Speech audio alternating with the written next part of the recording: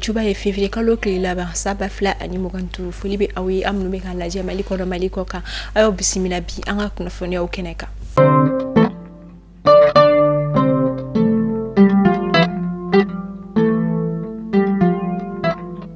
Kunnafoni damnela hayirala ka sangani kunungo alamsa ya février kalo kile muga ani wolofla anga jamana ministre de l'environnement et de l'assainissement ko ale ka ciden kulu do ko di bigani wale taraka nyeshi uma Bamako ani kita ni nyogon celala bigani wale mi yere kera sababu ye ka mafla ko ni bone unina kunnafoni akelen ko na la yirala ka foko febe ciden kulu ko ni uma utaru ga ci ko ni ke wa unyuma sigira kana Bamako amba fo ala ka hine ke Bamako to mo flala. Kunnafoni damnela abita maliende mogo durula munu koni rapatrier la kabo États-Unis jamana konna la ni u bisimlela anga jamana ministre somnyeshino jamana de munu sigleno jamana ko mani au ministère des Maliens établi à l'extérieur et de l'intégration africaine hakera ka beni araba don temene ni février kalo klimuga ani woro samba fla ani moganduru. Anga finti la kaw koni wille no kajo wala saka seka jamana koni la kada hori okomo konna la kunungo alamsa février kalo kilemwa ani wolonvla doko firibani obe nyono cercle konna la segu region konna la kerenkerene yala ukoni wili kajo koni ke ka tatugu bamagachi wala tikira mawla miyerla uma fla koni bonena unina hama fo alibi ala kanga finti la kaw la kanda ku fangasi.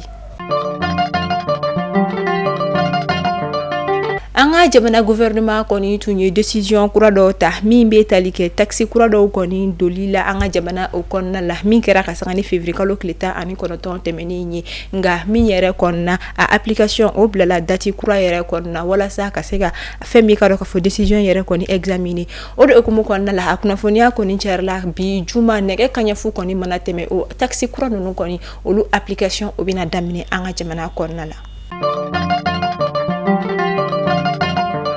Anga jamana nyama general Darmi Assimi Goita ka sangani sankura nali okumu konna mi na ai aira ka fo samba flani muganduru obina ke sa mi meta ka nyi shise ko ni donko mani o année de culture yere koni o de la ai ala yini koni ke ko fe mi se ko ni donko o koni menata ka associé anga jamana événement ba bela jerale koni wa o ko fe anga jamana industrie culturelle fen koni be no fere koni mina se ka seka ulu bela jerale koni la wara ani ka seka ula taganye o tinake abani femi anga jamana sekuri donko tigla mo ba olu koni minata ko olu koni ndo événement ba were koni parrainage olu strafe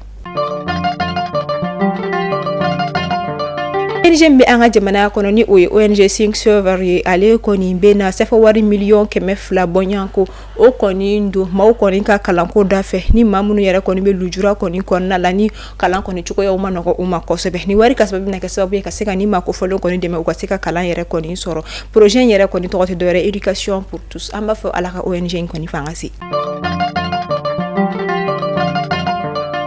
Amito ayesi kunnafoniya konna la meta Burkina Faso ko feno alna soro Burkina Faso abi kele koni konna la kadaka basiki koni masigi kana inafo akanga ke togo ya amina nga Burkina Faso koni jamana be ka wuli ka jo koni ke nyata ka koni sira feni obetali ke sira badla ulu konna fokata se jamana ka nyata ka sira wero koni ulu dailali uluma ama fo alibi alaka ayesi tanye. Burkina Faso alibi feminye Burkina Faso jamana société do kon be mi société mi ka baraye bazon fereliye ay alaidu konita ko kasangani nyina koni sungolo seli okumu konna ko akoni na complet kemefla oji fintigla ka ulu muso koni ma munu koni cheutura kele naka o koni na laidu tale yere koni kofe ay laidu nyere koni time mi yere konna ay bazin complet kemefla oji fintigla ka munu koni tora kele dagala ulu muso ani udio mahamba fo alaka asarai mijanina. Amanga bi kunnafoniya ko fait divers konna la ninkera kabalaka ulu koni feno sinamso mafla mi yere koni na hayrala ka fo ko dutigi che to ya bate ubulu mi na muso folo flani be ale bulu ale bta flani yala ke dongodo ni ay flani yala ke ni ay wari mi soro abena be toblike ni uyi na soro asnamso be gala domina abe wardi o ma ko toblike asnamso ba yira ka fo ko wari ni o ma bo ale che kuna ale to mine ko ke ka toblike ore koni kera so we ni da kasno ko jara muso flala nyere ko fe ko sobe min yɛrɛ kɔni na kuma dɔ la muso fɔlɔ ni nana sira kɔni ɲini a cɛ fɛ ko ale bɛ taa Burkina Faso ka taa bɔ a somɔgɔ dɔw yɛrɛ kɔni na taa min kɔnɔna la muso kelen tɔ o ni a cɛ tora ɲɔgɔn kan daga sunɔgɔ kelen de tora muso kɔni jogo la fɔ don dɔ la a dalen tora sunɔgɔ la a den fitinin nana la kɔnɔ ko minɔgɔ b'ale la k'a ka ji ɲini ka d'a ma a b'a min a ko o ka bɔ a kunna ale kɔni bɛ sunɔgɔ la a kana ale ka sunɔgɔ cɛ den fɛnɛ ye bɔli ta a yɛrɛ ka tɔgɔma k'a bɛ taa ji ɲini a yɛrɛ k'a min ka to tɔgɔma la ka taa bi kɔlɔn kɔnɔ den fitinin bɔnɛ cogo filɛ a nin na. tɛmɛnen kɔfɛ ka bɔ Lafiyabugu ka olu fɛ yen muso dɔ ale kɔni a furu sa ka bɔ a cɛ kunna furu kalo 3 dɔrɔn a sababu ma kɛ dɔ wɛrɛ tuma min na furumuso in kɔni bɔra kalama ko ale yɛrɛ kɔni furu cɛ tɛ baara la ko wa cɛ bani o ye ale yɛrɛ buramuso ye ko de kɔni jɔlen n'u ka musakaw bɛɛ lajɛlen tuma min na o kɛla a y'a ka minɛnw cɛ ka bɔ furu kɔni na ka a yira ka fɔ ale tɛ se ka to o furu sugu kɔnɔna la.